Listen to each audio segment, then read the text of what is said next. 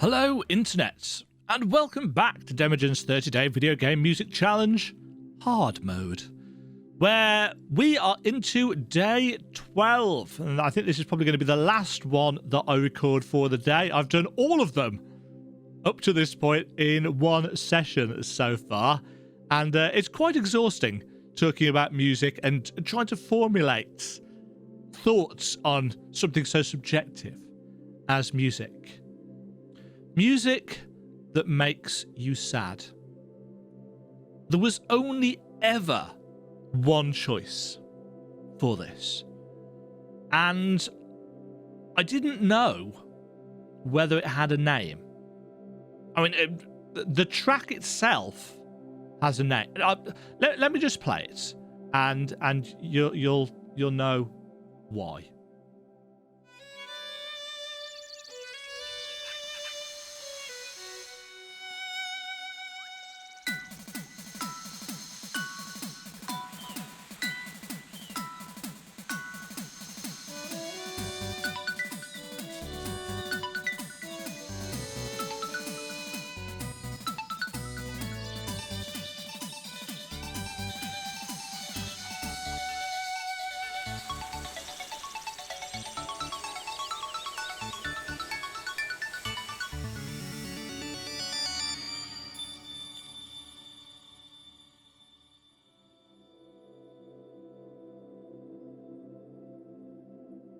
And that's it. That's the whole track. Now you might be thinking, well, Demo, that's just the Ballad of the Windfish from The Legend of Zelda: Link's Awakening, isn't it? And I mean, yeah, it is the Ballad of the Windfish from The Legend of Zelda: Link's Awakening, but it's a very specific version of the Ballad of the Windfish from The Legend of Zelda: Link's Awakening. This is the song that in my... I don't have the actual sound... I don't even know if there is an actual soundtrack available for Link's Awakening yet.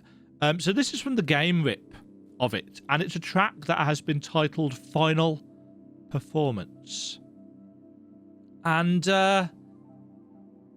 yeah, it is the song... It's the final song that Link plays when he awakens the Windfish. It is the song that is played when we get that little pan over Koholint Island, and we know that all of those characters, all of those people, all of those animals, all of those monsters, all of those personalities, Link finally knows that in order to leave the island and get back to his life, he needs to awaken the Windfish. He needs to stop the nightmares, because if he doesn't awaken the Windfish, the nightmares are going to keep on coming. They're going to keep on coming back. And the only way to truly ensure the safety of himself and the Windfish is realistically destroying the lives, unreal as they might be, of these people. And when I first played The Legend of Zelda: Link's Awakening back on the Game Boy, and keep in mind this is that piece that you've just heard was from the remake, but even if you listen to the original version, I was dumbfounded when I first heard that, because I knew at that point in the game, I knew what Koholint was. I knew it was a dream. I knew it was,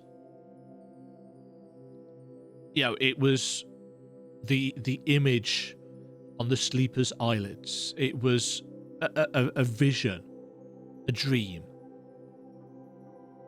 But somehow, even with the Game Boy's fairly limited sound capabilities, hearing that track play made me cry. And you can probably hear it in my voice now.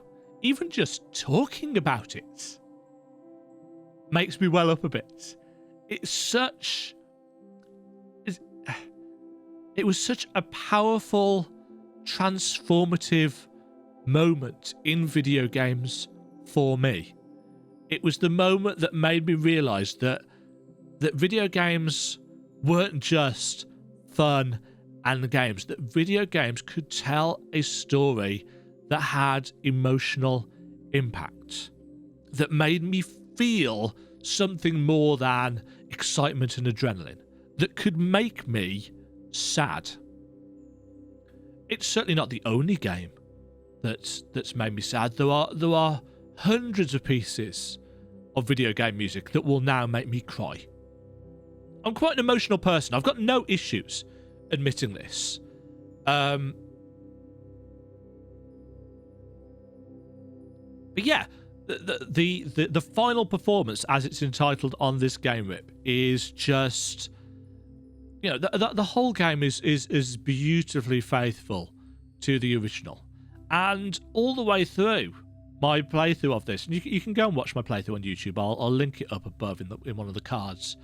I was dreading getting to this section because, you know, it's all well and good watching Marion and Tyrion and Uncle Aurora and, you know, all of those characters disappear on a monochrome green and black Game Boy screen. It's quite a different thing watching them disappear on the Switch in the remake. And there was, if I'm honest, there was a contender to this. I really, really liked the Ghost House theme in the remake. I thought that was beautifully done as well. That was really, really nicely adapted for the remake. And actually the Face Shrine theme is also very, very sad. But yeah, final performance. The Ballad of the Windfish, as played right at the end of the game when Link is wakening the Windfish and the island is disappearing.